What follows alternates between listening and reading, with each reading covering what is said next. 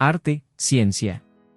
Creo que han pagado ustedes un precio muy elevado por su felicidad, dijo el salvaje, cuando quedaron a solas. ¿Algo más, acaso? Pues, la religión, desde luego, contestó el interventor. Antes de la Guerra de los 9 años había una cosa llamada Dios. Perdón, se me olvidaba, usted está perfectamente informado acerca de Dios, supongo. Bueno. El salvaje vaciló. Le hubiese gustado decir algo de la soledad, de la noche, de la altiplanicie extendiéndose, pálida, bajo la luna, del precipicio, de la zambullida en la oscuridad, de la muerte. Le hubiese gustado hablar de todo ello, pero no existían palabras adecuadas. Ni siquiera en Shakespeare. El interventor, entretanto, se había dirigido al otro extremo de la estancia y abría una enorme caja de caudales empotrada en la pared, entre los estantes de libros. La pesada puerta se abrió, buscando en la penumbra de su interior.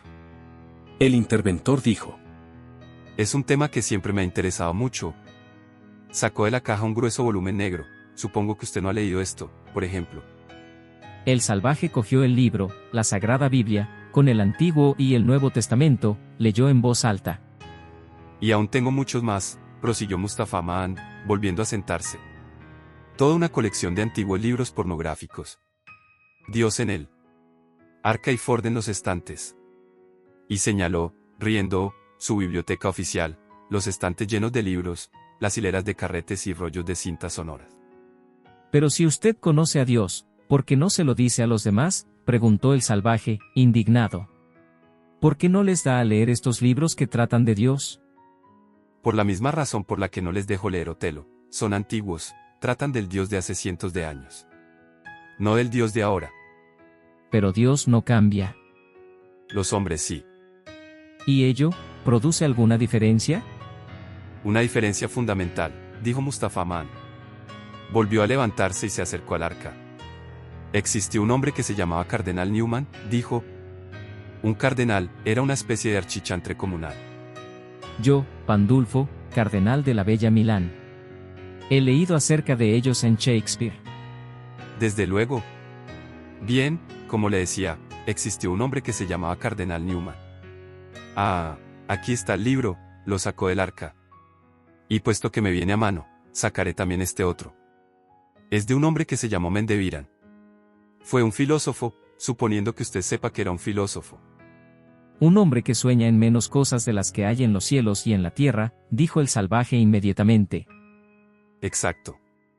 Después, leeré una de las cosas en que este filósofo soñó.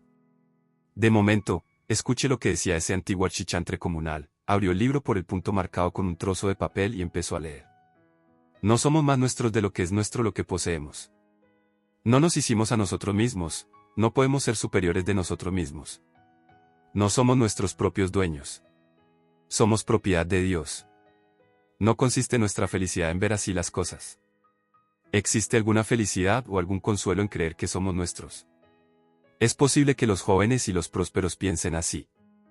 Es posible que estos piensen que es una gran cosa hacerlo según su voluntad, como ellos suponen, no depender de nadie, no tener que pensar en nada invisible, ahorrarse el fastidio de tener que reconocer continuamente, de tener que rezar continuamente, de tener que referir continuamente todo lo que hacen a la voluntad de otro.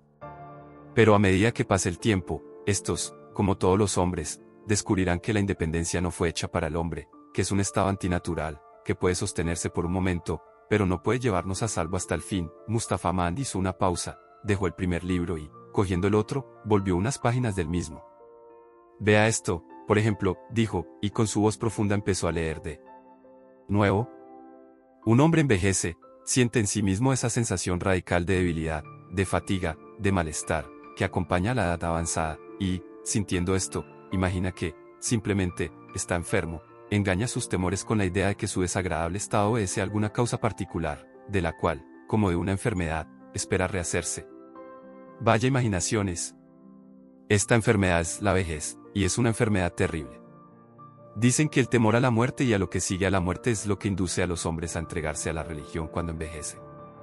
Pero mi propia experiencia me ha convencido de que, aparte tales terrores e imaginaciones, el sentimiento religioso tiende a desarrollarse a medida que la imaginación y los sentidos se excitan menos y son menos excitables. nuestra razón haya menos obstáculos en su labor, se ve menos ofuscada por las lágrimas, los deseos y las distracciones en que solía absorberse, por lo cual Dios emerge como desde detrás de una nube, nuestra alma siente, ve, se vuelve hacia el manantial de toda luz, se vuelve natural e inevitablemente, hacia ella, porque ahora que todo lo que daba al mundo de las sensaciones su vida y su encanto ha empezado a alejarse de nosotros, ahora que la existencia fenoménica ha dejado de apoyarse en impresiones interiores o exteriores, sentimos la necesidad de apoyarnos en algo permanente, en algo que nunca pueda fallarnos, en una realidad, en una verdad absoluta e imperecedera.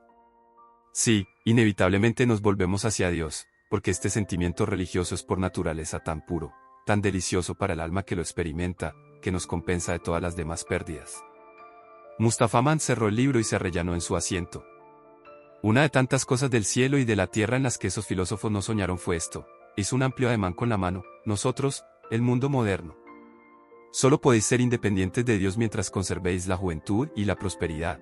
La independencia no os llevará a salvo hasta el final. Bien, el caso es que actualmente podemos conservar y conservarnos la juventud y la prosperidad hasta el final. Que se sigue de ello evidentemente, que podemos ser independientes de Dios. El sentimiento religioso nos compensa de todas las demás pérdidas. Pero es que nosotros no sufrimos pérdida alguna que debamos compensar, por tanto, el sentimiento religioso resulta superfluo. Porque deberíamos correr en busca de un sucedáneo para los deseos juveniles, si los deseos juveniles nunca cejan. ¿Para qué un sucedáneo para las diversiones, si seguimos gozando de las viejas tonterías hasta el último momento?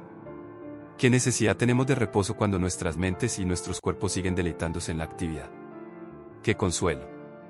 Necesitamos, puesto que tenemos soma. ¿Para qué buscar algo inamovible, si ya tenemos el orden social? Entonces, ¿usted cree que Dios no existe?, preguntó el salvaje. No, yo creo que probablemente existe un Dios. Entonces, ¿por qué?